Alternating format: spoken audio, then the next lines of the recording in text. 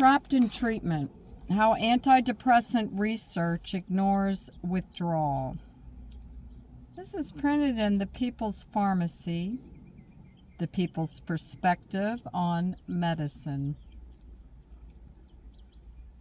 Is there an antidepressant trap? Antidepressant research rarely lasts for more than 8 to 12 weeks, yet patients end up taking such drugs for years. Over 30 years ago, we wrote that the number of people suffering a mood disorder is staggering.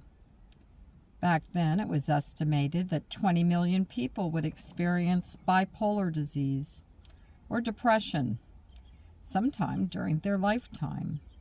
Now, public health experts estimate that over 20 million people experience major depression annually. We suspect the number is much higher, and based on the most recent data regarding antidepressant prescriptions, we estimate that over 44 million Americans are taking drugs for depression. Sadly, most antidepressant research has seemingly ignored the downsides of antidepressant medications.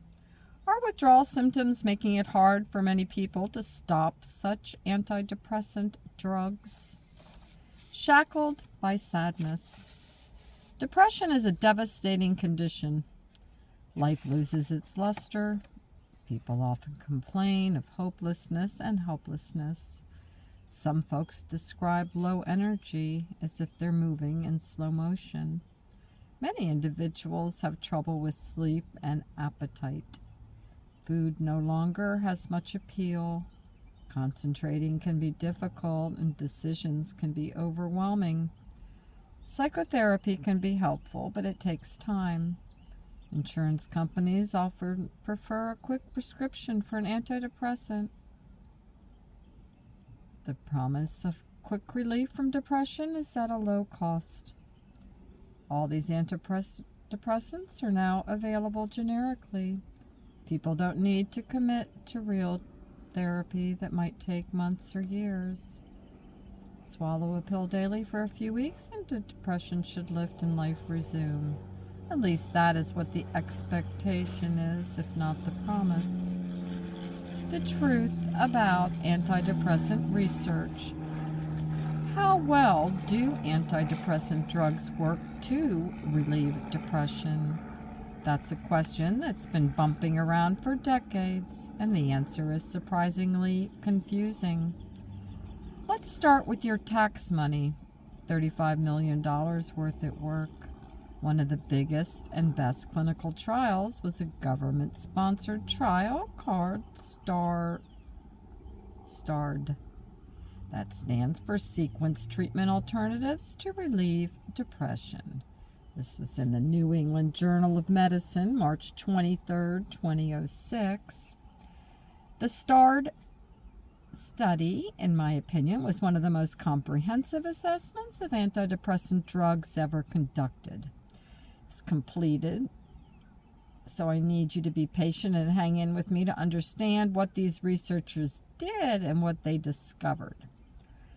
They started with 727 patients with major depression who had not responded to the SSRI antidepressant citalopram, or Celexa.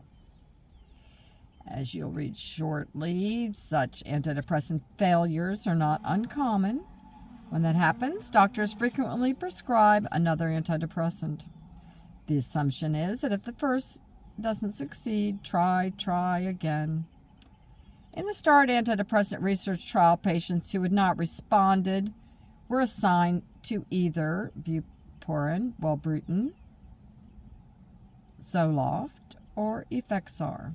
And here are the results of that research. The conclusions.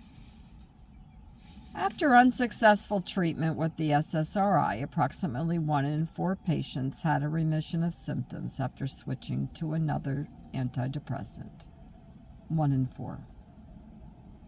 So only about 1 out of 4 depressed patients after recovered actually did after taking one of their other antidepressants for 14 weeks. That is not a very good outcome. And we have American harm, this is my addition, we have American harm reduction advocates that call that kind of thing a gold standard. After antidepressant research, other analysis conclude that drugs for depression work about 50% of the time. Well, that might sound pretty good compared to 25% of the time, but that 50% number must be compared to a placebo. When depressed patients received a placebo pill, instead of the active antidepressant, the placebos are effective on average 31 to 45% of the time. Well, this is not a very impressive outcome. If the patients taking a sugar pill got relief 30 to 45% of the time, and the antidepressants worked 50% of the time, most researchers would say then the drugs were only 5 to 20% effective.